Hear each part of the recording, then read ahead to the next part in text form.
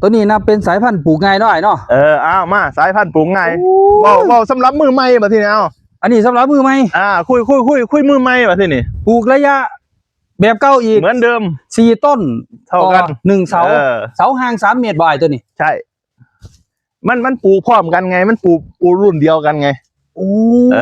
เวลาคือกันกับแปลงไอเมียหมดเนี่ย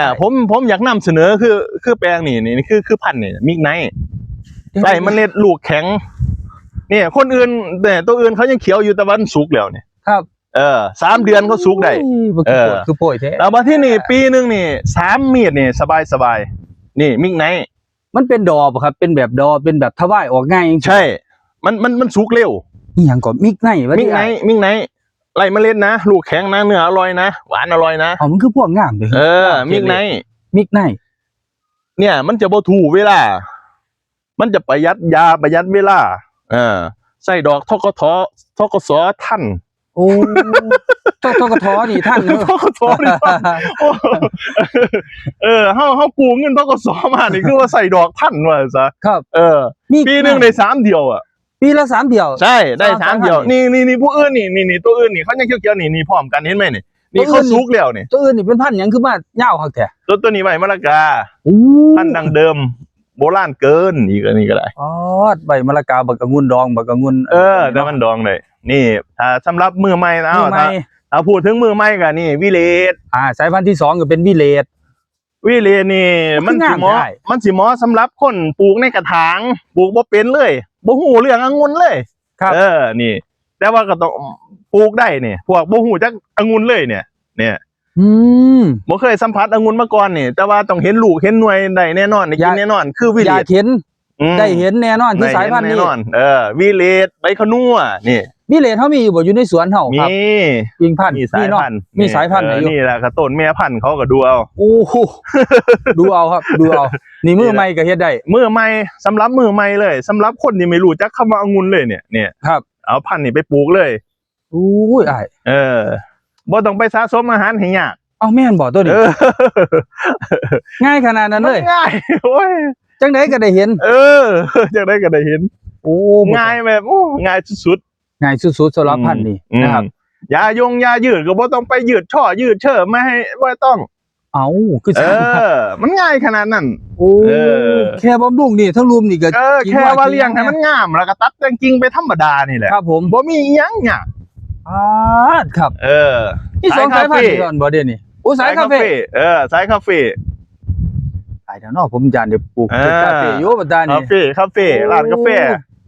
ง่ายดีเนาะย่างเนาะย่างชมนี่จนว่าตัวนี้เป็นสายพันธุ์ที่นะครับสายพันธุ์คาเฟ่ครับแล้วอีหยังหน่วยแดงๆนี่ครับบานนี่ยาวๆนี่ใบขนัวนี่บ่ง่ายคือกันอยู่บ่หรือหยังใบขนัวง่ายนี่เอาคืองามแท้เขาเขียนไว้ใบขนัวใบโคนัวมันคืองามแท้ก็นี่แหละ2 สายพันธุ์นี่แหละนี่2 สายพันธุ์นี่แหละแดงๆนึงกับใบขนัวนี่ใบขนัวองุ่นบ่ทันพอปีเลยนี่ครับคาเฟ่ต้องจัดใบขนัวนี่เขาอร่อยเหมือนกันนะแต่ว่าที่เขาบ่อร่อยมันดกจัดแล้วมันเลี้ยงลูกบ่ไหวเนื้อมันจะเลี่ยนมันต้องตัดถิ่มจังหน่อยเด้อ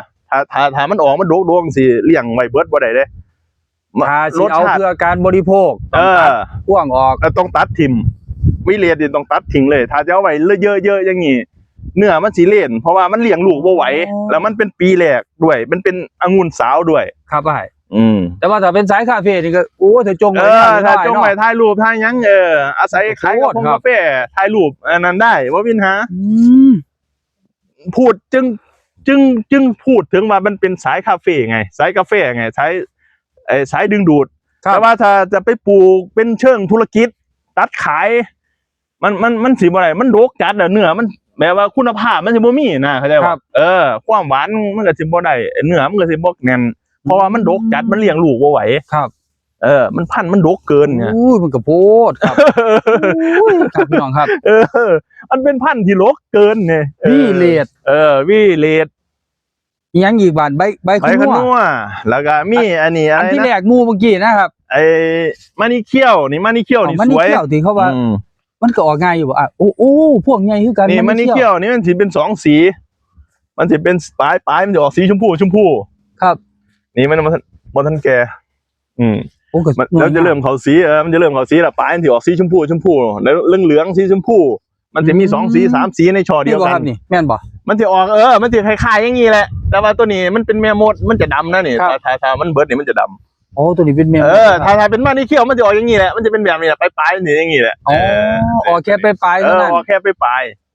มันนี่เขียวก็มีนะครับพี่น้องครับนี่ตัวนี้มันนี่เขียวแม่มดก็สามารถปลูกในโรงเรือนเดียวกันได้เป็นแม่พันธุ์แปลงนี่เป็นแม่พันธุ์ด้วยครับนี่แหละเขาก็ตัดยอดตัดกิ่งตัดนี่แหละตัดตาไม่นี่แหละไปเสียบขายให้ลูกค้าก็นี่แหละต้นแม่พันธุ์เขาเห็นดกๆอยู่นี่คือผลพลอยได้แล้วผลพลอยได้มันคือโพดแท้คือดกแท้โอ้จริงๆนี่คือผลพลอยได้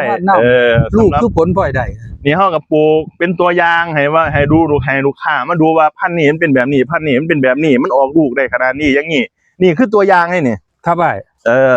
ตัวอย่างโอ้นี่คือไตเติ้ลคือตัวอย่างเป็นไตเติ้ลนะครับแต่ว่าเป็นไตเติ้ลนู่นตัวจริงกำลังดีกันเนื้อโอ้เป็นไตเติ้ลที่งามแห้งนะครับพี่น้องครับไอ้แม่มดนี่พูดแล้วก็พูดอีกหน่อยแม่มดมันใครเขาจะไม่อยากกินแม่มดมานี่คือว่าถามหาแต่แม่มดซะเหลือเกินเรียกร้องแต่กินมีอยู่7-8 ต้นทั้งนั้นนะครับไผมาก็ดีกินดีชิมนี่ก็ขยายแล้วนู่นจะขยายอีกบ่พอกันไผมาก็อยากตัดแม่มดบดยังทั้งที่เขาขายอยู่300นั่นนี่แพงกว่าหมู่ที่สุดในสวนเหรอซ้ำเนี้ยซิมได้48ซิมได้แต่ว่ามันยังมันพอนหวานใช่โอ้แม่มดนี่เขาสิหวานยากด้วยนะแล้วไผบ่ฮู้สูตรนี่ก็ยากคือกันต้องมีการสูตรการบำรุงอีกใช่สำหรับนิ้วมือแม่มดมันต้องมีสูตรหวานด้วยสำหรับแม่มด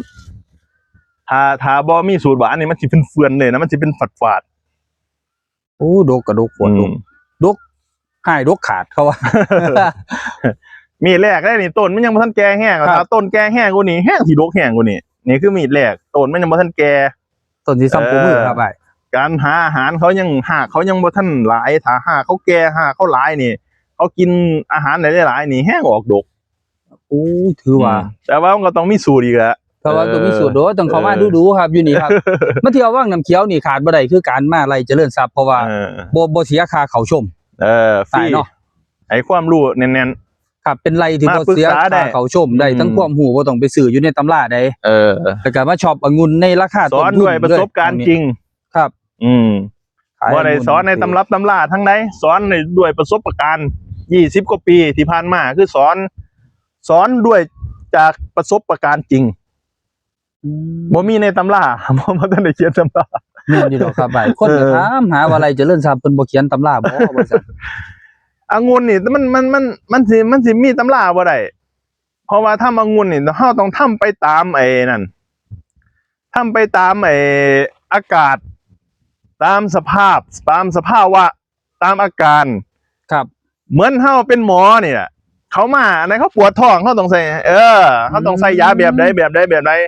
มันสิเขียนเป็นตำราเลยมันไม่ได้มันแค่ตำราเนี่ยแค่เบื้องต้นครับอันเบื้องต้นก็ไม่มีอะไรก็ใส่15แค่นั้นทั้งนี้แม่นบ่ล่ะก็ใส่ปุ๋ย15แล้วก็ฉีดยากันเพี้ยไฟกันเชื้อราไว้แค่นั้นพอมันเหมือนกับการใส่ชีวิตได้เนาะปวดหัวก็กินยาพาราเจ็บท้องก็กินยาธาตุน้ำขาวโอ้อากาศเป็นหมอกเฮาสิฉีดยาหยังโรคหยังมันจะเกิดเฮาบ่ได้ตายโตว่าต้องฉีดตัวนี้เท่านี้ท้องมือเท่านี้นับมือเท่านี้3มื้อต้องฉีดตัวนี้มันไม่ใช่เฮาต้องดูอากาศเอาถ้ามีหมอกมีฝนเฮาก็ต้องกันเชื้อรากันเพียงโนดถ้าแดดร้อนแดดเปรี้ยงอันนี้ก็ต้องกันเพี้ยไฟครับมันเป็นจังซั่นเฮาก็ต้องดูอาการดูอากาศด้วยการทำสวนองุ่นต้องเอาอากาศเป็นหลักสนใจกับท้องฟ้าสภาพอากาศที่เกิดขึ้นในขณะนั้นใช่โอ้ยครับพี่น้องครับฝนจะตกแต่ท่านฟ้าไปหดน้ำเดี๋ยวมันสิระเบิดโอ้บ่แม่นว่าหดน้ำไปนังเทื่อนี่แดดร้อนๆนี่ไปหดน้ำนี่มื้อแรกว่าฝนตกนี่เรียบร้อยระเบิดเลยระเบิดแสดงว่าก็ต้องอยู่กับเพิ่นพอสมควรอยู่ต้องเข้าใจเขาพอสมควรต้องเข้าใจ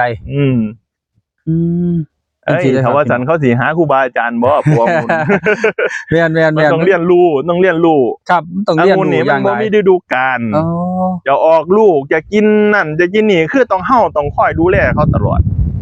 อยู่ที่เฮา มันอยู่ที่เรา ครับ องุ่นเขาไม่มีฤดูกาลเขาออกลูกได้ตลอดเวลาการบำรุงรักษามันก็ต้องต่อเนื่อง ครับ ต้องเข้าใจนี่ละเสน่ห์ขององุ่นองุ่นบ่มีฤดูกาลนะครับบ่แม่นบักม่วงแน่มันย่ามบักม่วงสิได้กินบักม่วงย่ามมันบ่แม่นว่าสิปลูกที่ไม้ซื่อๆมันก็สิออกหน่วยไปตามฤดูกาลไม่ใช่นะครับ ต้องมีการบังคับต้องมีการ ผลไม้อย่างอื่นเขาอาจจะว่าขายตามฤดูกาลแต่องุ่นนี่บ่แม่นนะครับขายทั้งปีครับโอ้นี่คือเสน่ห์แล้วก็เป็นใน แบบว่าเขาสิเลือกให้มันออกช่วงไหนที่มันมีราคาก็ได้ใช่ขายทั้งปีครับขายทุกมื้อสำหรับองุ่นนะครับไรเฮาก็มีคู่มือบ่ครับไอ้ว่าแต่มีคู่มือมามื้อได้กินมื้อนั้นบ่เคยขาดเปิดมานี่2 ปีกว่าแล้วบ่เคยปิดร้านองุ่นบ่เคยขาดร้านองุ่นบ่เคยขาดร้านมาคือต้องได้ซื้อได้กินครับโอ้ถือว่าเป็นเสน่ห์บางอย่างคักไรเจริญทรัพย์นะครับมาหาไอ้สายันแนมเบิ่งรถครับไรองุ่นที่เปิดทุกวันเปิดตลอดปีนี่น่าจะเป็นที่ไรผมไรเดียวละมั้งช่วงนี้ครับบ่มีการปิดไรเลยบางสวนเขาจะปิดก่อนแล้วบางที่องุ่นสุกเขาจะเปิดอย่างนี้นะแต่ว่าของเฮานี่จะเปิดตลอดเปิดทุกวันให้เขามาเยี่ยมชมเขามาหยังบ่มีเสาร์อาทิตย์ฟรีไม่มีค่าใช้จ่ายได้ฟรีบ่มีค่าใช้จ่ายฟรีบ่มีค่าใช้จ่ายมาเรียนรู้ได้นะครับผู้ใดอยากปลูกองุ่นคือต้องมาหาผมเลยแนะนำทุกขั้นตอนของแท้อีกทีครับฝากไหลเจริญทรัพย์ไว้ด้วยครับมื้อนี้ก็ผมมาพาควรขอบพระคุณหลายๆใจความรู้เดี๋ยวคลิปหน้าจังพอกันใหม่ครับพอกันใหม่ฝากไว้ด้วยแม่มด ครับสวัสดีครับ